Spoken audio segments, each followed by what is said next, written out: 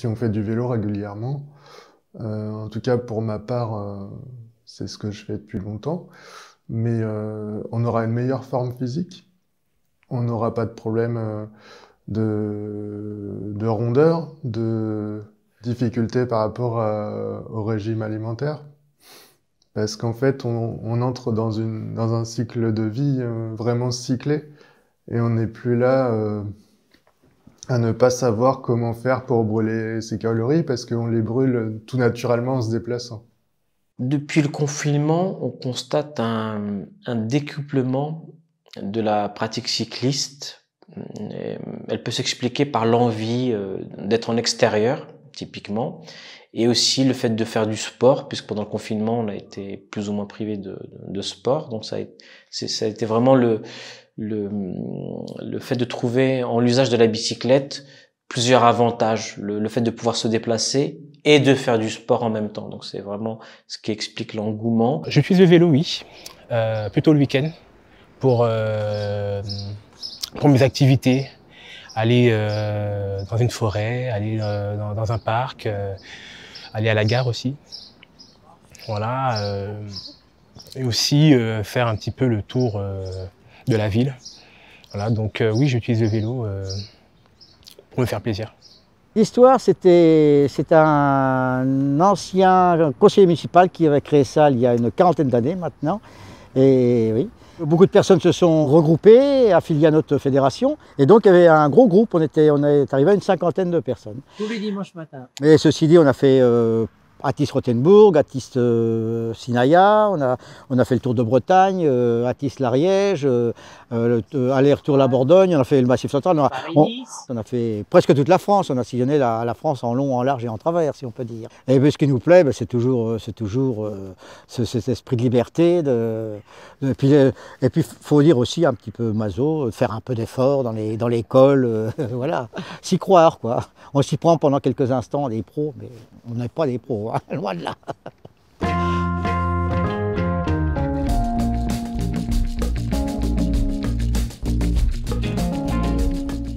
Synonyme de réponse vertueuse au dérèglement climatique, de bénéfices pour la santé et de liberté, le vélo fait son grand retour en France. Le territoire Grand Orly-Seine-Bièvre n'échappe pas à cet engouement. Les acteurs locaux se mobilisent pour soutenir son développement. L'objectif est aussi de permettre aux habitants de participer au recyclage des vélos en leur donnant une seconde vie et de contribuer ainsi à la réduction des déchets. Je suis Martine Delfaux, je travaille au département cohésion et innovation sociale pour Immobilier 3F. Je participe à développer et à mettre en œuvre des projets pour améliorer le cadre et les conditions de vie de nos locataires, en lien avec les acteurs locaux et les habitants. Nous sommes sur le quartier du Noyer-Renard qui compte un peu moins de 1200 logements. Comme partout, en fait, la tendance du développement de la circulation en vélo en fait, commence à poindre. De nombreux acteurs du territoire travaillent à développer, à encourager plutôt la pratique du vélo. Nous, à notre niveau, en tant que bailleur, on travaille essentiellement sur la sensibilisation au réemploi et notamment pour travailler sur la diminution des déchets liés au vélo inutilisé. Depuis plusieurs mois, nous développons des actions d'ateliers de co-réparation de vélos avec notre partenaire, l'association ProVélo Sud-Île-de-France. Nous développons également des ateliers de relooking de vélos, un peu usagés, un peu démodés. Nous avons en fait un graffeur qui intervient en parallèle aux ateliers de co-réparation pour pouvoir redonner un peu de couleur à des vélos devenus un peu obsolètes, leur permettre d'avoir une seconde vie. Donc tout ça dans l'idée en fait de participer à la diminution des déchets et de donner envie aux gens et les moyens aux locataires en fait, de pouvoir réutiliser leur vélo plus simplement. Bonjour, je m'appelle Stécie Céremès, je travaille pour le bailleur CDC Habitat Social et je suis chef de projet développement social urbain. Dans le cadre de mes missions, je réalise des projets avec les associations et les habitants des quartiers en politique de la ville. Ici, nous sommes à Athis-Mons sur le quartier du Clonolais qui représente 386 logements et nous menons diverses animations et celle-ci, c'est une animation vélo. Nous avons missionné du coup 2 associations, Cyclo Officine et Essonne Mobilité, pour proposer des animations de co-réparation vélo et de vélo-école pour travailler l'agilité des enfants. Alors aujourd'hui, on est venu jusqu'à Tismons à la demande de la mairie. On a organisé un atelier d'autoréparation dans la résidence Clonolet.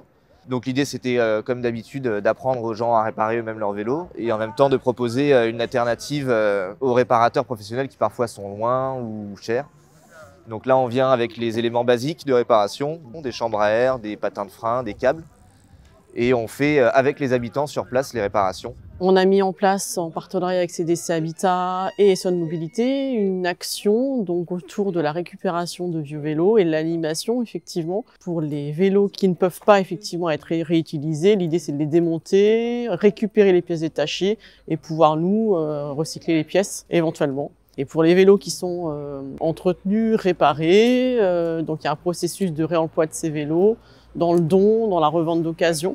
Parce que la recyclerie et ressourcerie de la régie, c'est aussi une boutique pour que l'ensemble des habitants du territoire puissent trouver des objets recyclés à moindre coût dans une grande diversité d'objets. Bonjour, eh bien, je m'appelle Braché Marilou, je travaille à l'Espace des Clos en tant qu'animatrice sur la tranche d'âge des 6-12 ans. Ce qu'on peut attendre de cette journée, c'est déjà une sensibilisation à la pratique du vélo. Tous les enfants ne sont pas forcément équipés de vélo au domicile, donc ça peut être une première pour certains. Et également sensibiliser les enfants à la mobilité douce. Sur cette résidence de 386 logements, nous avons des locaux vélos, mais qui sont plus ou moins respectés. Et l'idée, c'est que les habitants puissent se réapproprier leur vélo et respecter du coup les locaux vélos à cet effet. Donc nous envisageons de déployer effectivement des temps d'animation et d'ateliers de réparation, d'autoréparation de vélos, de conseils, toujours en partenariat avec Essonne Mobilité, puisque Essonne Mobilité c'est quand même leur créneau direct de pouvoir agir sur ce champ-là.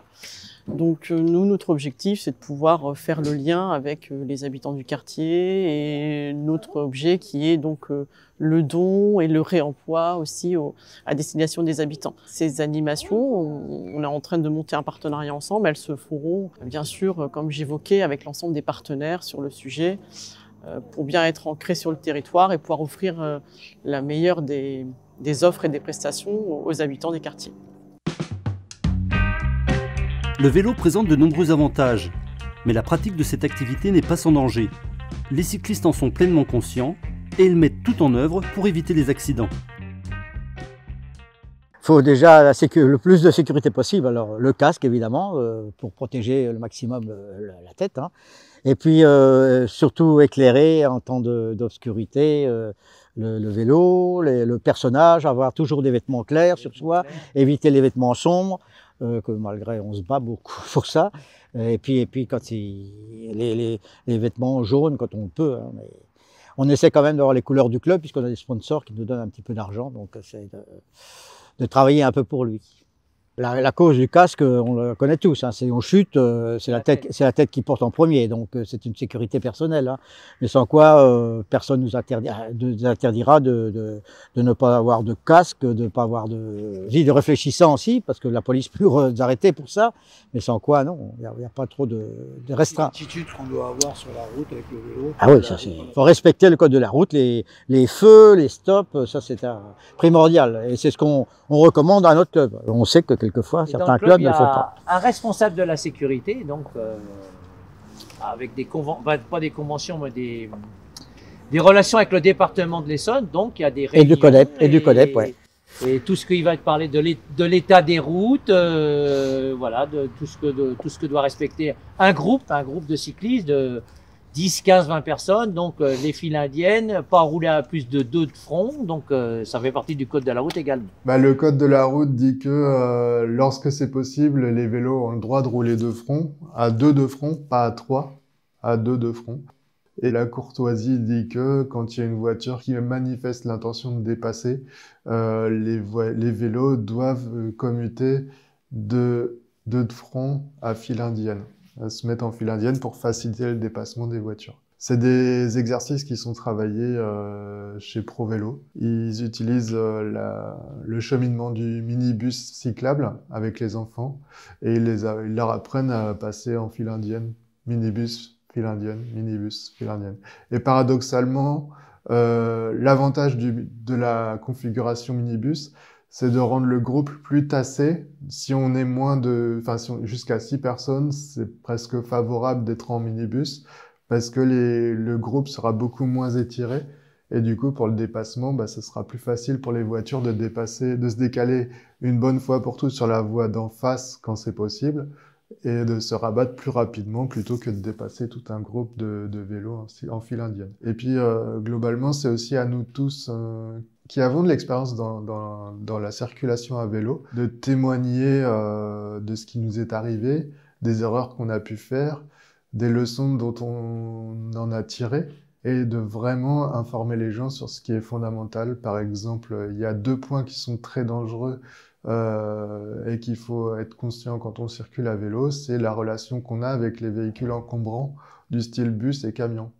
Jamais il faut dépasser par la droite, jamais au grand jamais, parce que le risque d'entenaillement est très important et puis fatal. C'est-à-dire que quand le véhicule encombrant va tourner à droite, il va avoir un porte-à-faux important, il va de toute manière pas nous voir, donc il ne s'arrêtera pas. Et s'il s'arrête pas, bah, c'est fini pour nous. La surpopulation des voitures, c'est ça qui nous gêne le plus, surtout en ville, parce que on choisit évidemment le plus rapidement possible d'aller en campagne, pour être libre. Mais bon, beaucoup de circulation de voitures, de plus en plus de voitures larges, grosses, qui ne respectent pas les 1,50 m pour nous doubler, même les autobus, hein, ils nous font des têtes à queue quand ils nous doublent. C'est surtout le frein des personnes qui voudraient faire du vélo qui n'en font pas, parce qu'ils ont peur des automobiles, à mon avis. En milieu rural, quand on est sur route normale, limitée à 80 ou 90 km/h, lorsqu'on est cycliste, la seule chose à avoir en tête en permanence, c'est le fait de bien se placer. Quand j'entends bien se placer, surtout pas être trop à droite. Il faut laisser 75 cm à 1 mètre par rapport au bord droit de la route, histoire de bien signifier qu'on est sur la route, que les autres usagers doivent prendre en considération notre présence. Alors le problème des vélos se ressent beaucoup sur le secteur, hein. Voilà, parce qu'on les retrouve beaucoup dans les lieux comme par exemple les halls, voilà, qui est très gênant, surtout pour la sécurité. La sécurité pour nous, même en cas d'urgence. Donc c'est vraiment très problématique au sein de certains immeubles. Contre le vol de vélo, on peut faire plusieurs actions. La première, c'est déjà d'acheter un antivol très solide, ce qu'on appelle le U, comme pour les scooters. La deuxième chose, je dirais, c'est de bien attacher son vélo. On m'a rapporté le fait que quelqu'un s'est fait dérober un vélo qui était très bien attaché avec un U, sauf qu'il a été donc mal attaché sur la fourche. Et du coup, le voleur a juste démonté la fourche, la potence, et du coup, il l'a juste enlevé et le vélo a été volé ainsi. L'autre façon de pouvoir retrouver son vélo un peu facilement, c'est de faire marquer son vélo via le numéro Bicicode. Donc c'est une base de données nationale dans laquelle le propriétaire du vélo est répertorié. Du coup, après, la police peut retrouver le propriétaire une fois que le vélo a été retrouvé. C'est un peu un système analogue au fichier des cartes grises. Mais il ne peut pas être utilisé pour retrouver un contrevenant sur la voie publique. Enfin, c'est pas une plaque d'immatriculation non plus. Si on a un vélo de très grande qualité pour la route, un vélo de route, etc., bah, il faut vraiment ne pas le quitter des yeux, j'allais dire. Donc voilà, et avoir peut-être éventuellement plusieurs bicyclettes, un pour des trajets, pour faire des courses, etc. Un vélo ancien de piètre qualité, du coup, qui ferait qu'il ne serait pas volé. Et puis quand on fait de la route, ce qui est le cas de beaucoup de personnes, de ce cas-là, de garder son vélo toujours avec soi. À partir du moment où on s'en sert régulièrement, il y a beaucoup moins de risques de vol.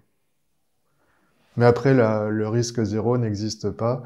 Tout ce que peut faire l'antivol, c'est de retarder le vol.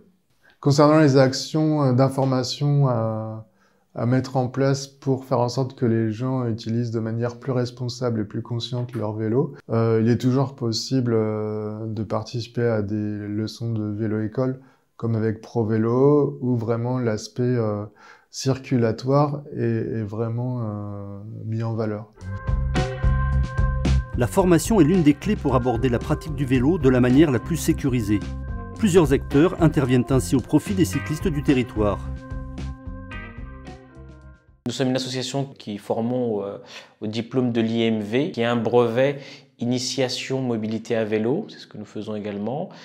Mes collègues également font la promotion de la sécurité à bicyclette auprès des collectivités et ils montent divers projets et sont en charge de plusieurs vélos-écoles en Île-de-France.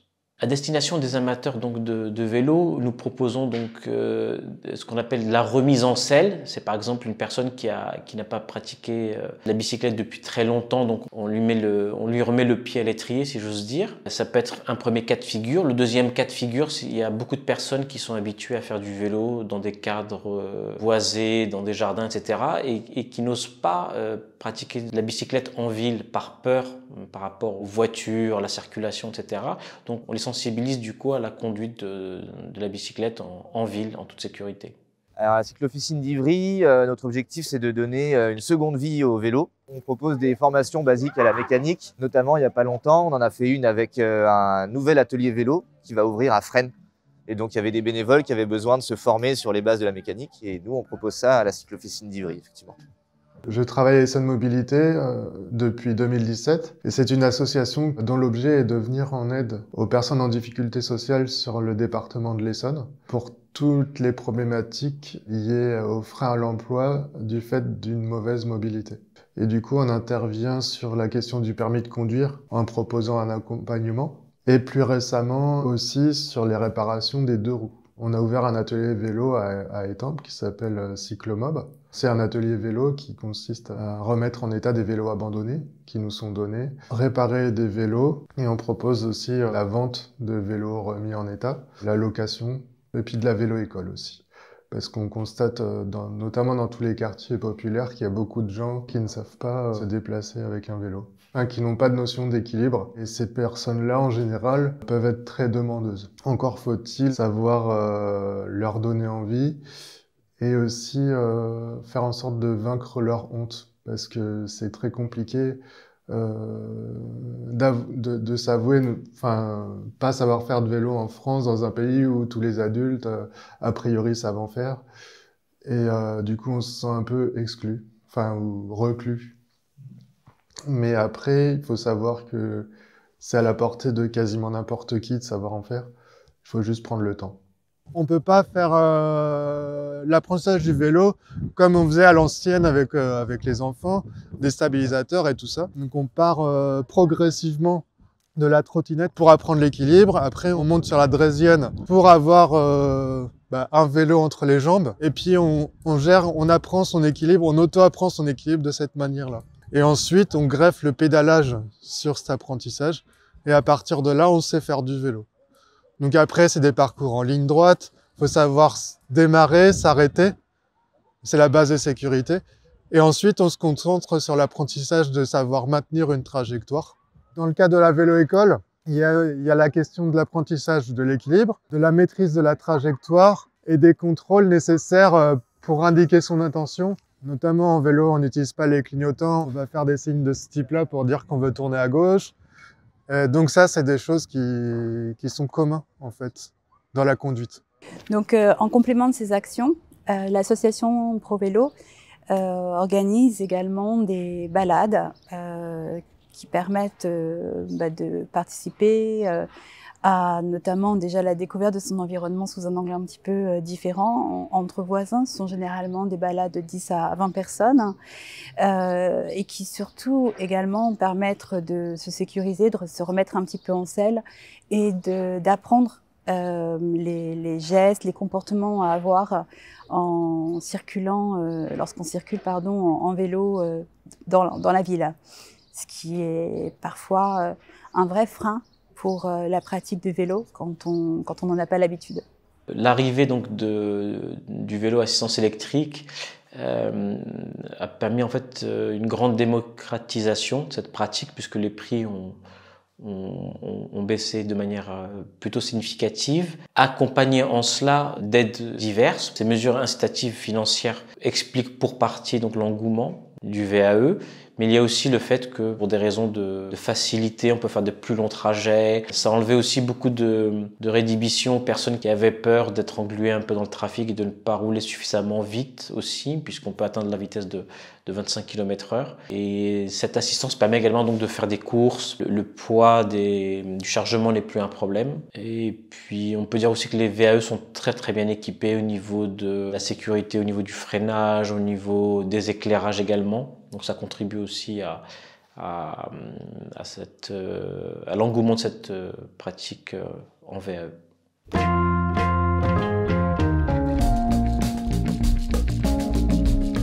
Dans le territoire, l'histoire du vélo est ancienne. Un ancrage qui permet d'envisager sa pratique dans les meilleures conditions et de lui permettre de poursuivre son développement à l'avenir.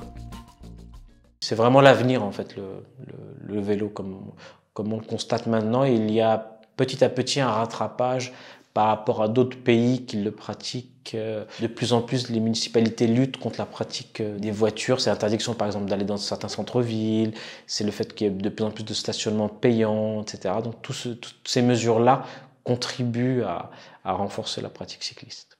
Concernant la problématique de la mise en place des aménagements cyclables sur le territoire d'Athis-Mons, en région parisienne, mais même en France, je dirais qu'il y a un aspect général par rapport aux autres pays dans lesquels j'ai pu rouler, notamment les Pays-Bas, ce qui est le rêve, et l'Allemagne aussi.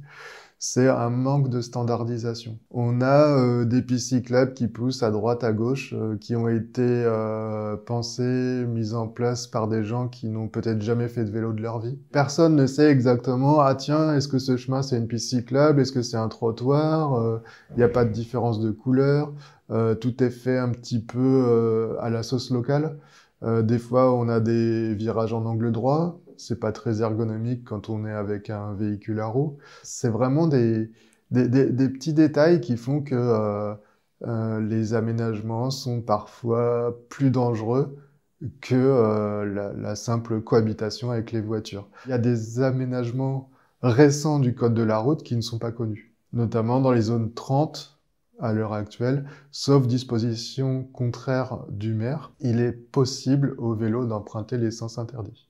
Pour ma part, je ne considère pas que les contresens cyclables soient dangereux. Le contresens cyclable contribue aussi à adoucir la circulation, notamment par l'ajout d'incertitude dans la circulation qui fait que tout le monde ralentit. Et ça, c'est plutôt favorable à une bonne sécurité routière. Pour mon compte personnel, je pense que les bandes cyclables, c'est l'outil le plus favorable pour le cyclisme. Parce que les pistes cyclables complètement en dehors de la chaussée qu'on devrait partager, c'est emprunté par les piétons, enfin en ville je parle surtout, hein, par les piétons, par les gens qui promènent les chiens, par les petits-enfants qui font du vélo. Donc c'est très compliqué de faire du vélo sur des bandes cyclables indépendantes à la chaussée. Alors je pense que les bandes cyclables sont plus pratiques si elles sont protégées vis-à-vis des automobilistes par des limitations physiques, quoi. Voilà. Il n'y a pas besoin de travailler dans le vélo pour voir que la demande en vélo, elle explose. Il y a de plus en plus de cyclistes. Les pistes cyclables commencent à arriver, mais ça ne suit pas forcément aussi vite. Et je ne crois pas qu'il y ait particulièrement un besoin dans le vélo électrique plus que dans le vélo classique. Comme je l'ai dit précédemment, nous sommes sur une démarche collective et bien entendu, 3F continuera à participer à toutes les initiatives qui pourront permettre d'encourager et aussi surtout de faciliter la pratique du vélo sur le quartier du Noyer-Renard.